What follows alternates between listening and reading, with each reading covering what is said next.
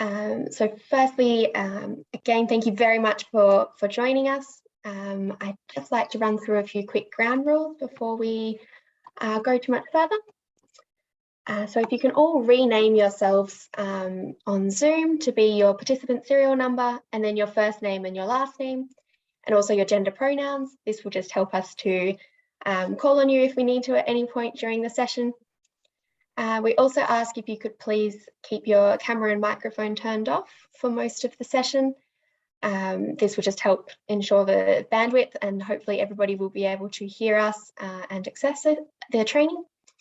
And then next, for the questions, if you have any questions throughout the presentation, please do put them in the chat. We may call on you to unmute and explain your question further at some stage, but if you put them in the chat, that's a great starting point for throughout the presentation.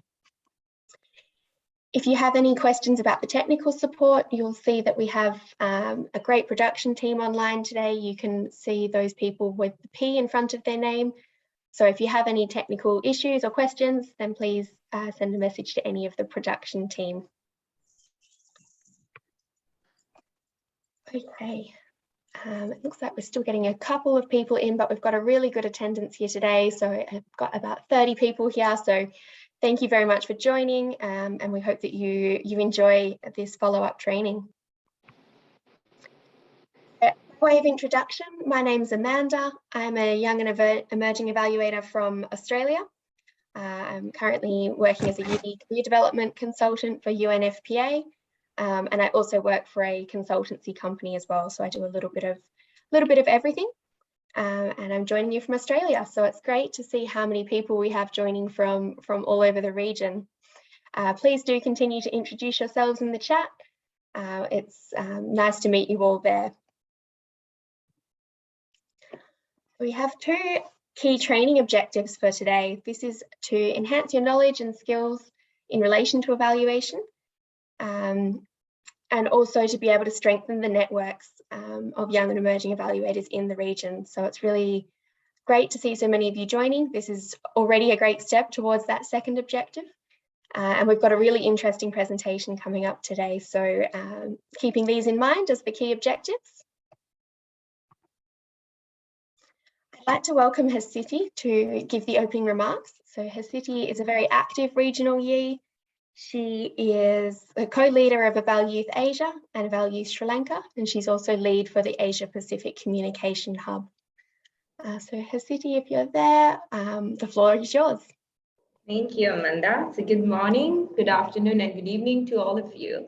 For some, my face might be familiar as a moderator of the last winter school, and it's so great to see you all, our winter school alumni from past 2 years in one platform. Our Evaluate co-chair, Gabriela Rotaria, is ready to walk you through different journeys of evaluators. And of course, if you remember, Amanda Mortichit was one of our resource persons for the winter school, December 2021. And thank you, Gabby and Amanda, for joining us today, and looking forward to learn something from you. Also, today we have our YE team members who worked hard for past few weeks for this. Christina, Amanda, Jahid, Sakio, Tashi, and Santosh. It's time to see the results.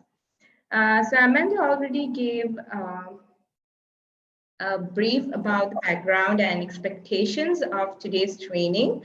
So without going through the same, let me quickly give a summary about the last winter school in December for all of you. Can someone go to the next slide, please? Yeah, thank you. No, the previous one. Thank you. The second Asia Pacific Virtual Winter School 2021 for Young and Emerging Evaluators was held from 17th to 19th December 2021. It was organized by Evaluate Asia in partnership with Asia Pacific Evaluation Association, Sri Lanka Evaluation Association, Evaluation Community of India, and our dear Evaluate National Chapters in the region, Evaluate Global, United Nations Population Fund, and the Center for Evaluation at University of Sri Jayawardhanapura. The Winter School for YE is part of the Asia Pacific Regional Evaluation Strategy. Specifically, it comes under the theme of promoting YEs in the Asia Pacific region. Next slide, please. So as you can see, we had several expectations from the Winter School. The overall purpose of the Winter School was to provide opportunity to selected YEs in the Asia Pacific to become competent, experienced, and well-networked professionals who contributed to evaluation capacity at national, regional, and international levels. And looking at the post-survey results, I can confidently say that we achieved our target. Next slide, please. For the second Winter School, 150 candidates applied and 81 of them were selected, representing all the region in Asia Pacific. Also, a couple of participants were selected from South America and Africa as well. And it was special because for the first time, we had participants from Pacific Islands. Our participants represented non-profit, private, and public sectors, and some were pursuing their higher studies. Also, all the participants had 1 year or more of many related work experience, while some of the participants have over 5-year experience. Out of these selected participants, 43 participants successfully completed the 3-day Winter School in last December, including 23 females and 20 males. Next slide. So the second Asia Pacific Winter School covered 5 topics: introduction to monitoring and evaluation, global trends in evaluation, evaluation to achieve sustainable development, career development in M&E, and the youth transformative participatory approach. As you can see, the feedback related to the course content was really good, and the majority of our participants found that these topic areas were useful for their jobs or for their future plans. Next slide, please. So we had a wonderful resource panel for the second Winter School, and most of them were part of the first Winter School as well. Syed Mauza, Dr. Dorothy Lux, Khalil Bitar, Malshri Mohan, and of course, as I mentioned before, Amanda Mortished were part of this wonderful team. So over 88% of our participants rated all of these resource persons at the Winter School as excellent or good. Next slide, please. So on behalf of the organizing team, I'm thrilled to say that almost all the participants stated that the content has improved their knowledge or enhanced their understanding of evaluation, and it will be useful to their work in either in current or in future. What we especially noticed was our participants' engagement was amazing. In the post-survey, they indicated that the participants selected for the Winter School were a good mix, and that they definitely recommend this workshop to the other YEs as well. Next slide, please. So I tried to extract a few feedback comments from our participants to show their experience. I mean, all the comments were wonderful, and I would like to thank you all for your feedback. Definitely your feedback is an opportunity for us to learn from our mistakes and improve ourselves to give a better experience in our future for our future participants. We had a fantastic team. Next slide, please. Thank you. So we had a fantastic, as I mentioned, we had a fantastic team from organizers, resource persons, partners, and of course our participants. Credit for the success goes to all of you.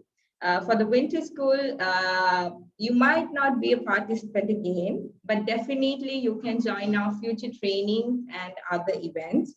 And of course, volunteer with us even as next winter school organizers. So join us, strengthen your network, build your capacities. I assure that it will be a great experience for you. So thank you all, and once again, welcome to the follow-up training of the Asia Pacific Winter School. Looking forward to a fruitful session. Amanda, over to you.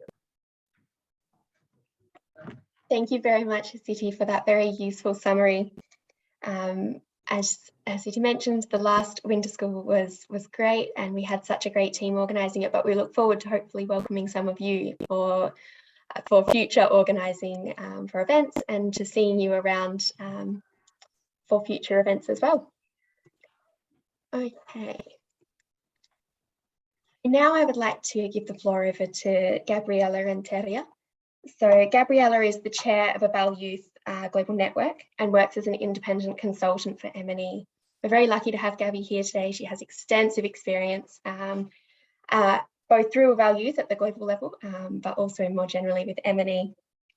So Gabriela holds a Master's in Development Economics from the University of, oh, I'm going to pronounce this wrong, sorry, Gabby, Göttingen in Germany, and a Bachelor's in Economics from the University of Guanajuato in Mexico. I think I butchered that one too. Gabriela has evaluative experience in development cooperation projects in India, at the national and subnational social programs in Mexico, and in projects relating to the monitoring and evaluation of the 2030 Agenda. So she's also a member of Eval Youth Latin America and a member of the National Academy of Evaluators in Mexico. So a very broad experience there, and she is also a strong advocate for the inclusion of youth in all stages of evaluation. And so we're very lucky to have Gabby joining us today. So Gabriela, over to you. Thank you, Amanda. Thank you, Siti, as well, and all the team who's organizing this. I will share my screen. Can you see it there? Great. So thanks everyone for the opportunity of being here today. My name is Gabriela Renteria, and as Amanda mentioned, I'm the chair of Eval Youth Global Network, and I'm really excited to be here today to talk about the different journeys of evaluators, and maybe this is useful for you, or maybe it's just to open up your understanding of evaluation to include other people in your networks.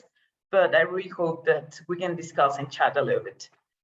First, I would like to start with a quote I just heard in the last Eval Youth virtual conference, where Donna Podems was actually talking about her own path in evaluation.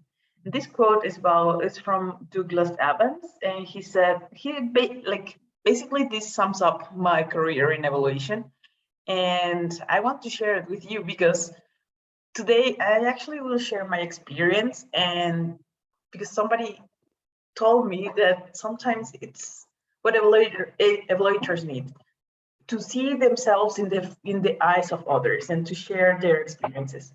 And the quote says like this: I might not have gone where I intended to go, but I think I have ended up where I intended to be. Why is that? Well, evaluation is actually a career that nobody tells you to study in high school or so. It is rather a profession where people end up being. In evaluation, we can find people from different backgrounds, experiences, cultural differences, etc. And I think this is one of the beauties of the profession, to integrate a lot of people from different perspectives into with one goal. So I think like my plans were not as straightforward to go and being an evaluator, but I ended up being an evaluator, and I intended to be an evaluator. So I will share with you a few. Personally, my career in evaluation has taken many different places. I became interested in evaluation during my bachelor's degree, where I read about randomized controlled trials, study flow, Evaluation energy, and many others. And I actually thought that it was very interesting world I would like to pursue. As an economist, I wanted to contribute to change the world, but still thought my role would be as an economist. And I actually, after this, realized I wanted to become an evaluator, but quite some time later. And actually, this is the first picture of my books related to evaluation. Like I mentioned, I started reading about randomized controlled trials, and I just like literally got unlocked, and I had to get these books. So my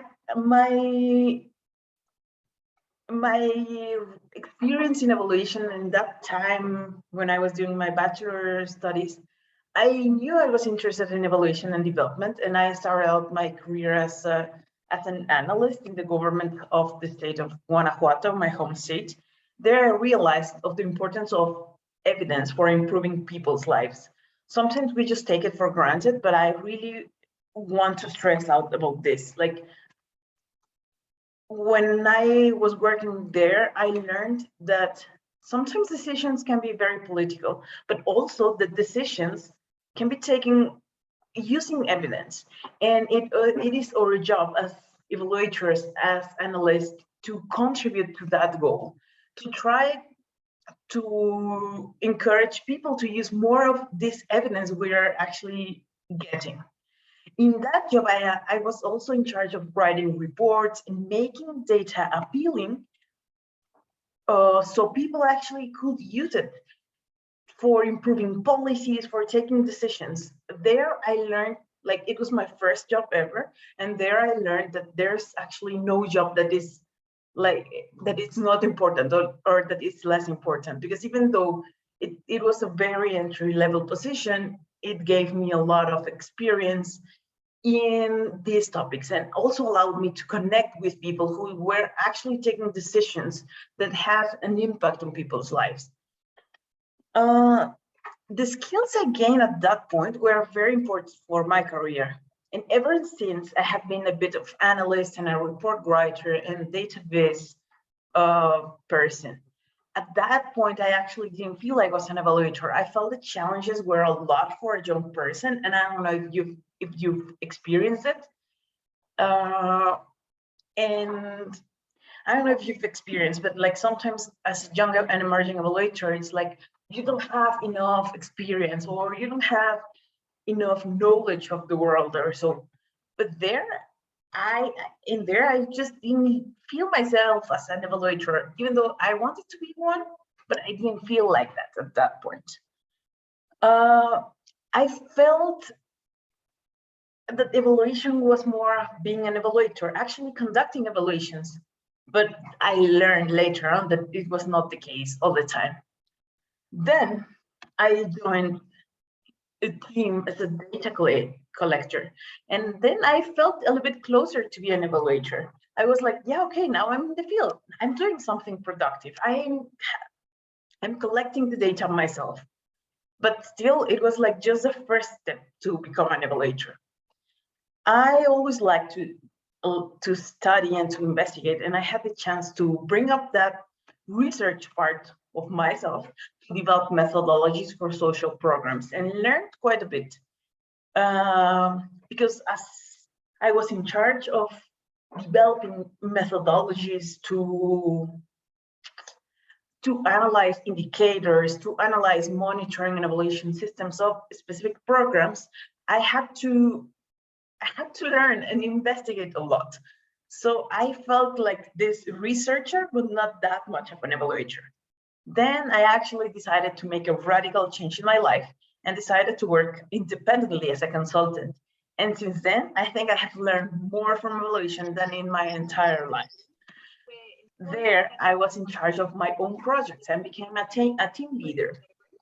I joined BOPES and Eval Youth, and I was suddenly advocating for I always believed in the inclusion of youth in evaluator, of youth and young people in evaluation. Nowadays, I'm using all of this experience that you see like different places and like quite different experience to advocate, to be this evaluator I always dreamed of. And I'm actually teaching a little bit now of introduction to evaluator.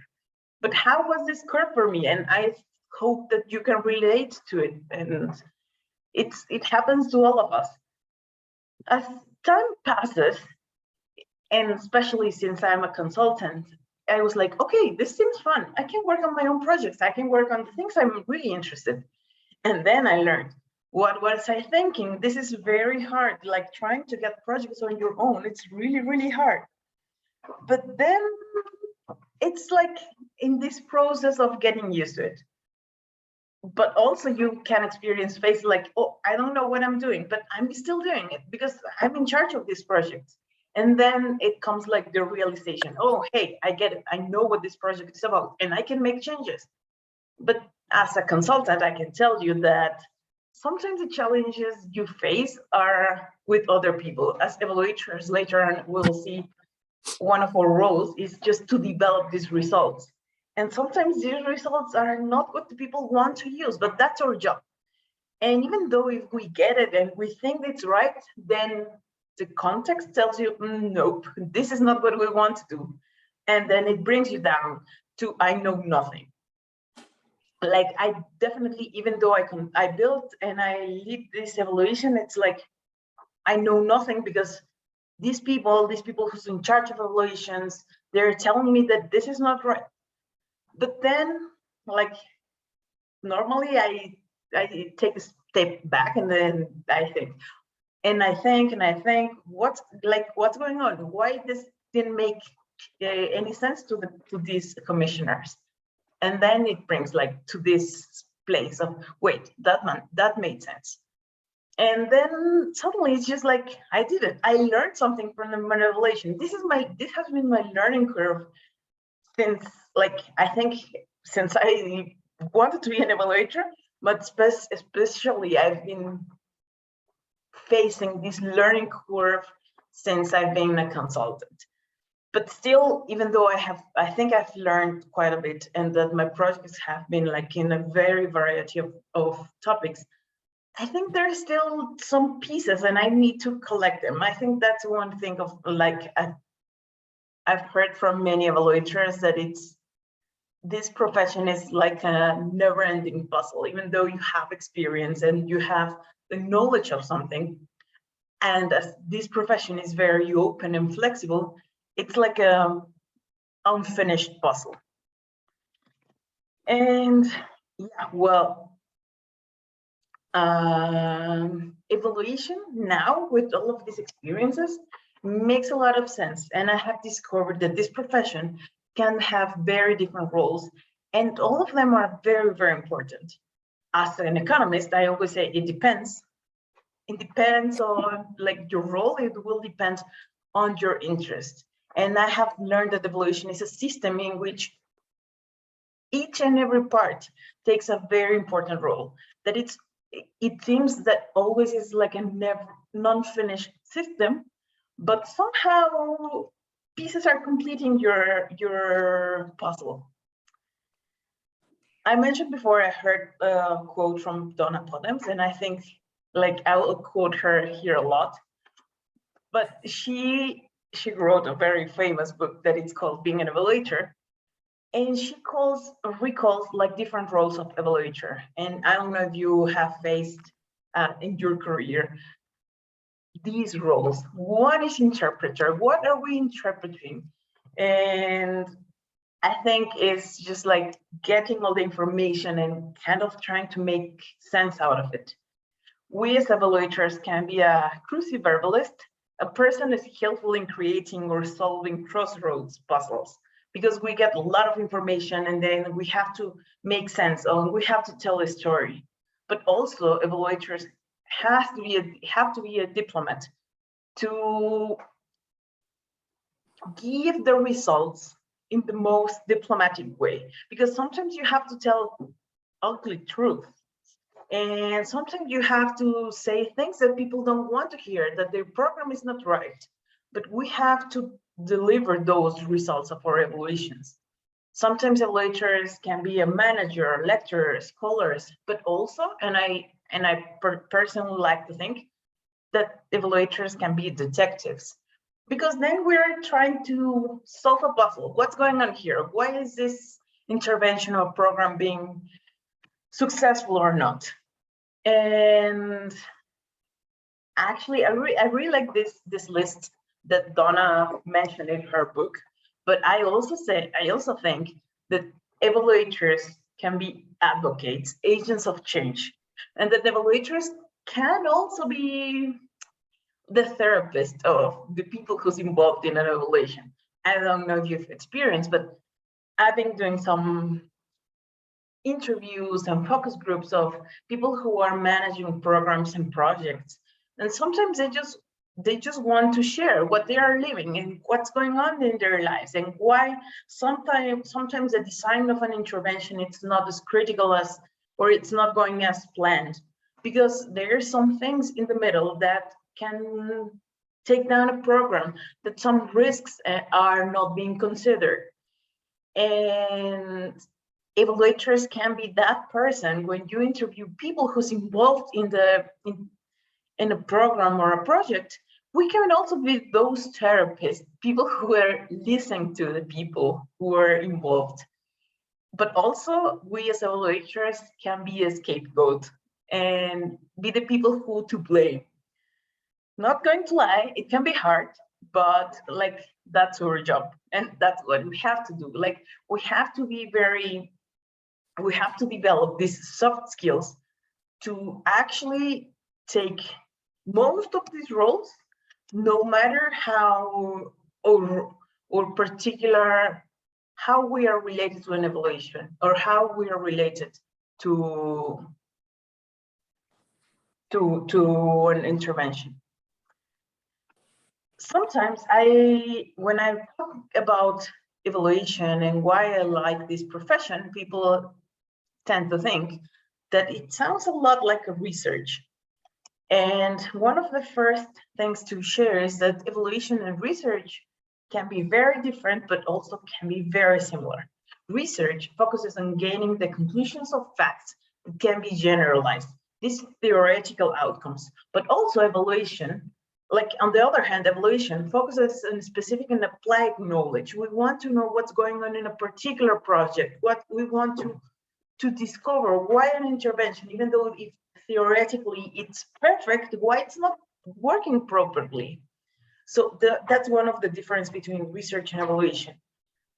But a quite different way of thinking about research and evaluation sees both of them as unrelated variables that are mutually exclusive. I actually like this 3 representation by Patricia Rogers in Better Evaluation website. That is a great source of information for me. How to view research and evaluation. Are they mutually independent, meaning that research and evaluation can have similarities, but in general, they are mutually independent. Research goes in one direction, trying to look for this knowledge that can be generalized, and evaluation can try to describe only particular conclusions or not. Research, normally it's about being commissioned by like some scientists, even if it doesn't matter, like social science or so, but evaluation normally is commissioned by people who is interested to know what's going on in a particular project or program. Some people also see evaluation as a subset of research. Why, you will ask? Because some people say that actually all the characteristics of an evaluation are part of the biggest context that is research. That evaluation, yes, we want to find like what's going on in a program or an intervention, but that research covers that and even more. This generalization of knowledge, it's like considers evaluation, but seeks to look for more. But also there is a lot, like another perspective, that research is actually a subset of evaluation. Like as I mentioned, it really depends on which eyes you want to see. And here, it's like we've like covered different roles an evaluation can have, but also there are a lot of questions. What kind of evaluator I want to be? And here I put it like a Shakespeare photo and the famous quote, to be or not to be a generalist or a specialist, to be an internal evaluator or external evaluation, to be a quantitative evaluator or qualitative. Yeah. To be a commissioner or like people who's actually having interventions. And I will answer as an economist will do. It depends. It depends on what you want to be. Generalists are evaluators.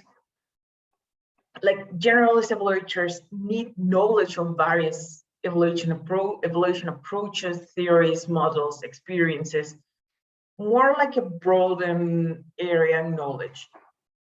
Normally, generalists are hired because they don't have preconceived thoughts on a specific topic. The specialists sometimes are hired because they like people wants to have a subject of expertise. For example, to be an expert on gender, on education, on environment, on health.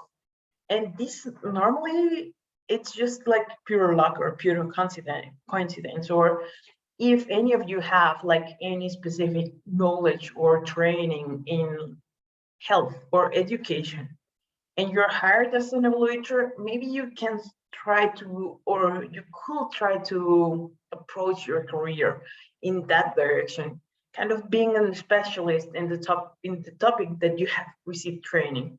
Generalists are seeing like more broad, and they have to know the theories, the models, like more kind of to do as many evaluators, like it doesn't matter the topic on the evaluators, a generalist can take them.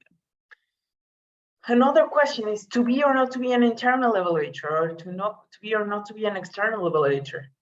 Normally, internal evaluators have this insider's knowledge, but they can also have a partial or like non-impartial opinion on how the project is going. And like this is part of our job as an evaluator, try to be as objective as possible. Normally, external evaluators have this outsider's vision, but not necessarily have all the knowledge that can give you to work in an organization. And we also see that quantitative and qualitative evaluators, well, it depends on the type of evaluation you want to do, it depends on the focus you want to have. And commissioner or commissioner of evaluator, or the evaluator who's actually taking evaluation, commissioners normally know the context, what they are need, but they not necessarily are too technical on the evaluation characteristics, on methodologies. Commissioners must understand the methods, but not necessarily know how they can be applied. And evaluators actually know how to apply those methods, have a very deep understanding on those. So what kind of evaluator you want to be? I think like I would like to invite you to think about things differently. Why? Because like all of us have like different perspectives, and that's one of the things I really like the most about this profession, that everyone has a vision, different perspectives, and we just think about things differently, and it enriches the conversation, it enriches analysis if we think differently about the same things and the same problems. For example, we can have a generalist evaluator and a specialist working together to solve one puzzle on health or gender and health. And I have participated in teams of evaluators that actually it feels the difference of being one evaluator alone and to hear the perspectives of other people. But then what to do? What's the common ground of evaluators? Like if evaluators can have so many different roles and have so many different perspectives, like what to do? If evaluation is not like a profession that you can think of to study, like for example, in a bachelor's or something, what to do? How should we approach evaluation? Actually, I think that one of the coincidences of evaluators is just to use evaluative thinking to try to think and to approach project problems in an evaluative, like using your evaluative thinking. What to do? Use and develop networks of people who are aligned, but also networks of people who are interested in evaluation and that can give you and provide you information and can give you a different perspective of things. For example, join a local BOPE or join a particular BOPE or join Evaluators. Why? Because I have learned, and I can tell you in my experience that I joined my national BOPE when I became independent consultant.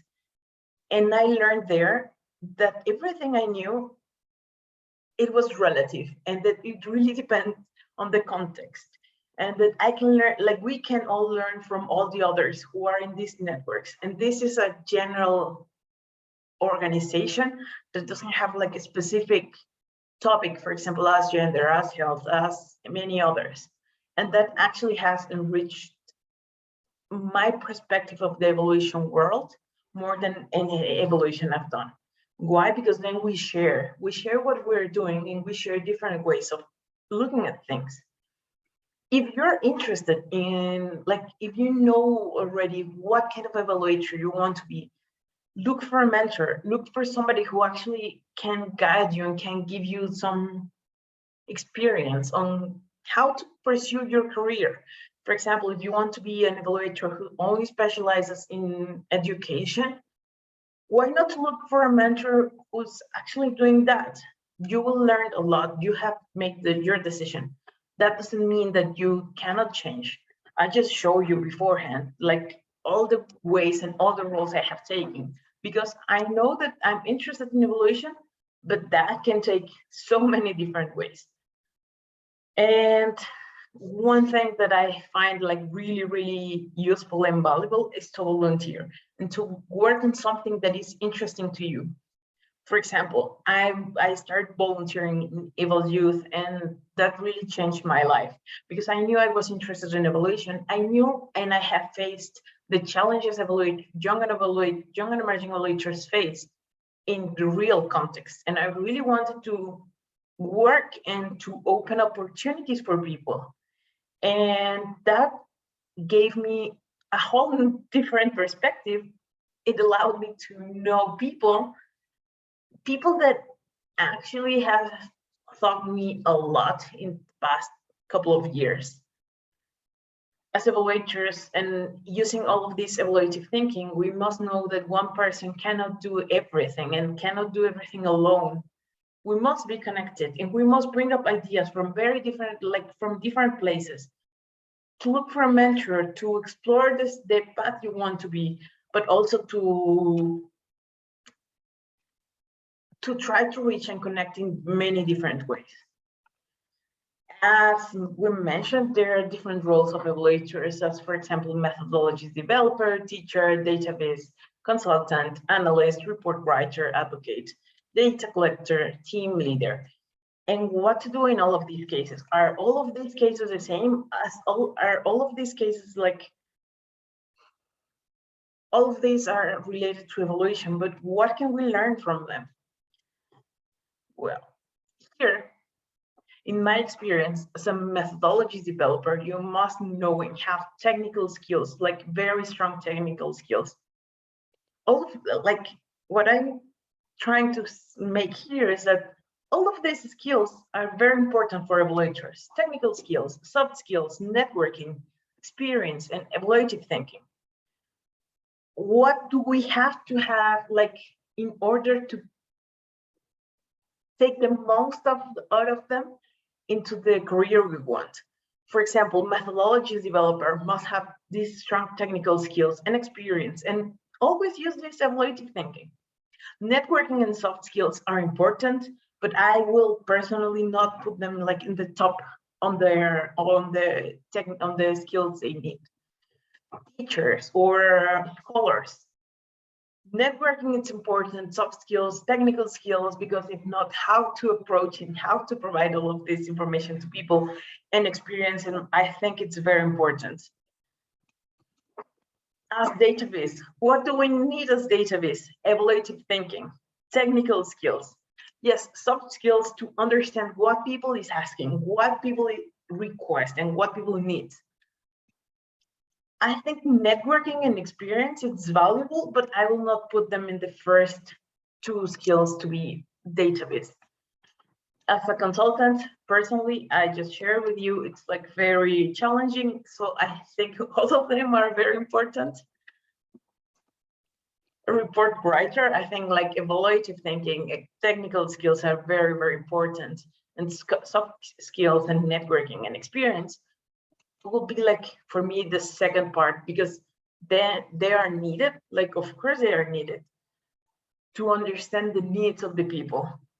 But like, I will put technical skills and evaluative thinking. And data collector, soft skills, networking, and here it was also evaluative thinking. Why? Because they need to connect with people. They need to act. As data collector, you need to hear the people and to listen to them and what are they wanting to, they're trying to share with you. And use evaluators need like to listen to them. But most important, and something that is very transversal to all the roles of evaluators, is to use your voice, to use your inner voice. I think that evaluators have a very important role on changing and advocating for using evidence to make changes. And that all the evaluators have to use their own voice and make it heard. And to hear also the people who's not always at the upfront of the evaluation. For example, young and emerging evaluators are a very important voice in the evaluation world, but it was not always like that. But young and emerging evaluators have been standing up and making use of their voice. Nowadays, evaluation cannot be thought without young and emerging evaluators. And I've seen that you have a course on this transformational power of young and emerging evaluators. Use your voice. As part of this group, try to listen and to make you to be heard. Like the second thing is find your passion. Find what you're attracted the most. Not all of us are meant to be evaluators. Some of us are meant to be data collectors. I really like being like in the field collecting data, because to me that's one of the most important parts of evaluation. If we do not rely on good quality data, then or evaluations, it doesn't matter how sophisticated and important the techniques we're using are, but like it really depends. And find your passion. That would be the most useful thing to do in evaluation. Resilience. I think that resilience is very important for evaluators, as we just learned during COVID pandemics, that if we cannot go to the field and talk to the people and listen to them like physically, we must find other ways. We don't have to be attached in a box and use the evaluative thinking and the methodologies very fixed, but we have to be resilient and we have to find other ways to listen to people and to always speak up. As evaluators, people not always want to hear us, and people not always want to find what's going on if it's not what they believe. But we must not be quiet. We must say our results and what we found. And sometimes that's actually one of the most difficult parts. And finally, I think that evaluators should not forget to have these values in their inner and core values: social justice, leaving no one behind, listening all the voices, and include people and include different perspectives, because including different perspectives is it's how evaluation as a profession is built. And finally, I think I am running out of time, but I would like to thank you for the opportunity of being here today. And I would like to invite you to the campaign called youth in evaluation. And this is a call to action to meaningfully engage youth and young evaluators in evaluation. We'll have the launch event on May 23rd, and it's my birthday on that day, so it will be a very special campaign for me. And to join and to follow us on our social media from Able Youth, Able for Action, and like if you want to follow me, it's also there. Thank you all for your attention, and I look forward to hearing your questions. And if you want to share your own experience and how you relate to it, please go ahead. Thank you so much, Gabby. That was a really interesting and also very inspiring towards the end there, the many journeys that evaluators can take and the change that we can make. I think that's a really interesting part, and I really enjoyed your presentation. So thank you so much for that. Now I have got one question in the chat here. I wonder if I can get you to perhaps share your slides again, the slide with the picture of the two books. We've just got a question about which those two were. Oh, yes. Yes. If anybody else has any other questions. One is Poor Economics. It's by Esther Flo and Banerjee, who just won the Nobel Prize in Economics for that. It's a radical rethinking of the way to fight global poverty, and they use randomized controlled trials to provide the light how to implement some strategies. And the second one is More Than Good Intentions. And that's actually very economic wise book, because it's how economics is helping to solve global poverty in like using evidence. And I can put the name of the books on the chat. Thanks, that would be great. Just typing that one out. Great. I will just quickly share my screen again.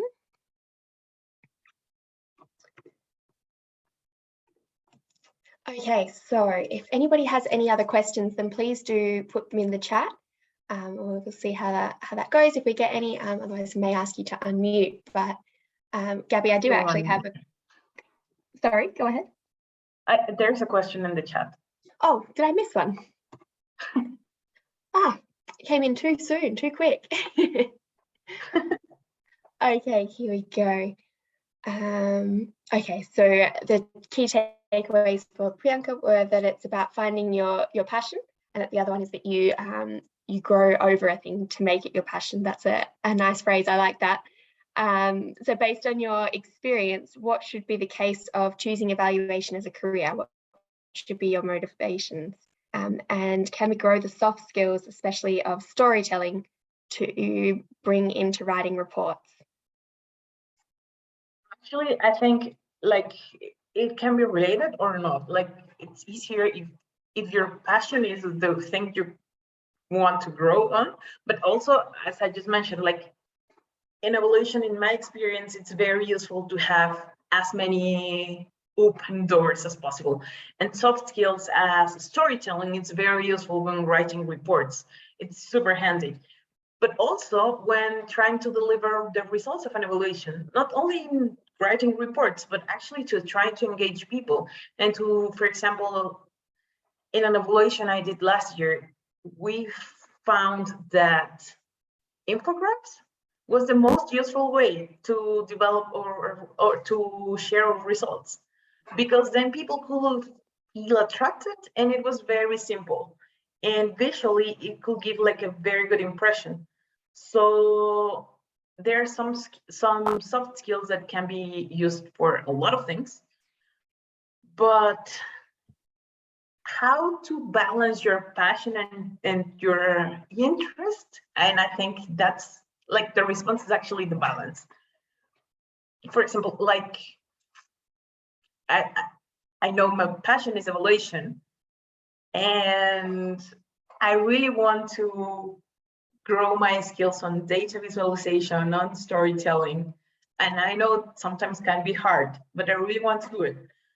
And I think that those soft skills can improve my practice as an evaluator, as a generalist evaluator. But I just discovered that we kind of need to find a balance on that. and that it like sometimes opportunities come up like in general, and then you just have to take them and explore things, and maybe, you know, just to try different things. And that's one of the beauties of evaluation, that you have many open possibilities. And I see your question says that if one is more analytical, should focus on data analytics and collection than writing. It would be easier. But also you have to develop your skills on writing reports and like those skills. So I think it really depends on your case and what you find interesting and what also you could grow on and work on. Over to you, Amanda. Great, thanks, Gabby. I think it's a really interesting point about the opportunities that you have come up can sometimes really guide your journey. So that's a really interesting take on it. Thank you. I think we have no other questions at the moment. So if anybody does have a question, then please do post it in the chat. But Gabby, I actually do have a question for you myself. So I'm wondering about your slide that had about the different roles, about the diplomat and the advocate, and all the roles that an evaluator can play. Have you ever found that those roles may be in conflict, where you feel like you need to take on more than one, but that you can't do that? Yeah, definitely. Absolutely. For example, like as diplomat, I would say like diplomat and interpreter, because then you have to interpret data and then report it. But you also have to be, sometimes it's not easy to be diplomatic in sharing your results. And yes, sometimes those roles are in conflict. But I think, and sorry if I'm going to repeat again, it's just there to find the balance among them. And it always depends on the situation. Sometimes you have to be more of an interpreter and just to interpret what's there. And sometimes you just have to solve the puzzle and be a whole detective. And that's, I think, one of the things I like the most about evaluation, that goes along with my economics background. It's that it always depends on the context, and that there are no set rules for things. That's why I think that evaluators must be resilient and to try to open up their eyes and their vision, and just to use their evaluative thinking and to find the right ways in the right times. And I think that's one of the most difficult things, because sometimes we just want to have methods and just tick on the boxes that check. But sometimes like it doesn't work as in evaluation. Sure, thank you. So definitely to be leaning on your own skills to decide in the context. That's really interesting and helpful. Thank you. Okay, I think we're going to move on now, because I realise that we're coming to the end of our time. So thank you once again, Gabby, for your presentation. I'm going to hand over now to Madhuka, who is the coordinator at the Asia Pacific Evaluation Association and is also a co-leader of Evaluators Sri Lanka. She's going to give us an overview of the Career Resource Hub. So over to you, Madhuka. Thank you, Amanda. So good morning, good afternoon, good evening, everyone. Hope you can see my screen, right? Okay, so I'm here to give you a brief overview about NIWAI website, which was launched in last December.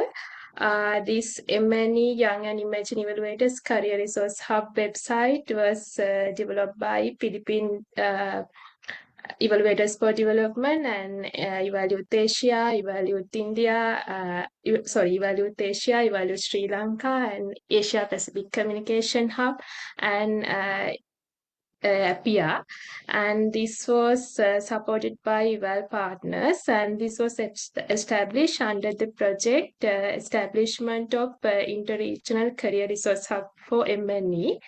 So this website, as you can see here, my friends will post the link in the chat box, so you can visit this website. We will have a quick look on this website. So as you can see here, we have 3 main tabs here. Under that, we have inserted information on resources on career development, and then M&E professional qualification, and then about career opportunities and internship in M&E field. So under these tabs, we have included different resource materials and references, and also other instructive mechanisms through M&E continuous learning. This could be very useful for you when planning, implementing any M&E activities. So for an example, if we go to M&E professional qualification tab, you can see here there are details about academic courses, websites, and the monitoring and evaluation journals and training courses all around the world. And when you click here, you can see a list. You can have a list of for this list of links of journals, and as well as if you click the other links, you can always see the list of links of each under each category. So likewise, give me a second. We have included details of all the academic courses all around the world, and about the websites that might be useful for you. And in here, you can see the links of academic courses in universities and academic institutions all around the world. So likewise, you can get more information when you go to the website. Also, here we have listed some of important, some of prominent careers in some of careers in M&E, and also we have linked this website to different international organizations, career websites, and when you click there, you can directly go to that websites of different international organizations too. And also we have publish another report, as you can see here, on virtual career resource hubs in monitoring and evaluation. This report was developed when we were planning this website. We had a literature review and study about existing career resource hubs in M&E all around the world. So you can download this report here and read more. And I would like to say this website is still, we are developing this and we are improving the website. So we are very happy to see your comments and suggestions about this website. So, and hope this will very much useful for you for in your M&E journey. And good luck to you all. Thank you very much. Over to you, Amanda. Thank you very much, Maduka. That's a very useful resource, and I encourage you all to head over and have a look at that website as well. Okay, so now I'd like to pass over to Sakeo, who's the Secretary of Evaluators Pacific, to give closing remarks for the session. Sakeo, over to you.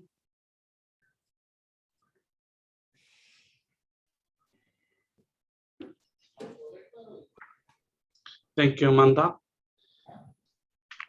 As you can see, I'm here with a member of Evaluators Pacific, and it is our privilege to deliver the closing remark. Fellow alumni of the Asia Pacific Winter School, Nisambolo Vinaka, and greetings from the Pacific. This follow-up training for Asia Pacific Winter School participants May 2022 has come to an end, and I must heartily congratulate you all for persevering through the course to continue to gain knowledge, the concept and the tools of evaluation, to help you in your respective contributions and work towards achieving the goals and objectives of your program. Programs that will help solve the many issues we face in our society and transform the lives of every individual. Like us, we sincerely hope that you have all found this follow-up training for Asia Pacific Winter School valuable, rejuvenating, and you're getting the energy that will help strengthen our commitments and interests of enhancing our knowledge and skills as young evaluators in evaluations. Friends, I must add that the knowledge and the insight you have gained in the winter school and in this follow-up training is not only relevant for now, it continues to and will be relevant in your future programming work, irrespective of whether it is going to be work on a future program, plan, policy, or framework. It is transferable. I thank and congratulate Asia Pacific Evaluation Association, Evaluate Asia and its partners for this great initiative, the speakers that shared their journey and experience, the participants that asked questions. You all are just so fabulous and an inspiration to us all. Your dedication, commitment, and interest, in my view, has enriched this experience. And congratulations once again, everyone. Great, thank you so much, Sakeo, for those kind words. And I think you captured very well the momentum that is building within the region, so thank you. Okay, now I think our next job is to take a brief group picture. So if everybody would like to turn their cameras on for a moment, and we'll take a group photo.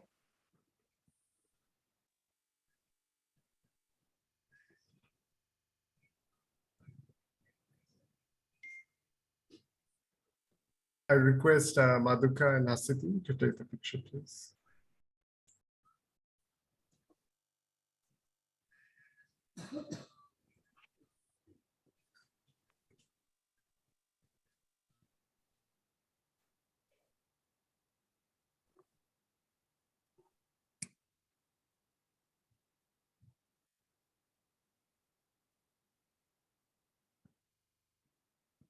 Okay, how are we going with all the cameras being turned on and the photo?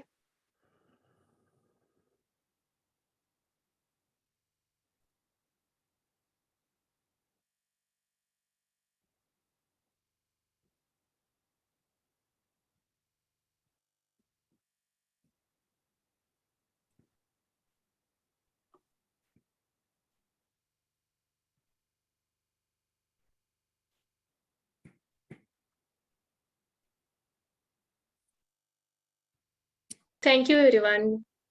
Thank you, Madhuka. Asiti. Great, thanks, Madhuka. Okay, that brings us to the end of this follow-up training. So I would just like to thank you all very much for joining. It's been great to see so many of you here, and we hope to see you around in future events and activities. Please do stay in touch. All of the contact details are here if you would like to connect with any of the partners from today. So once again, thank you very much, and we look forward to seeing you in more M&E activities around the region. Thank you.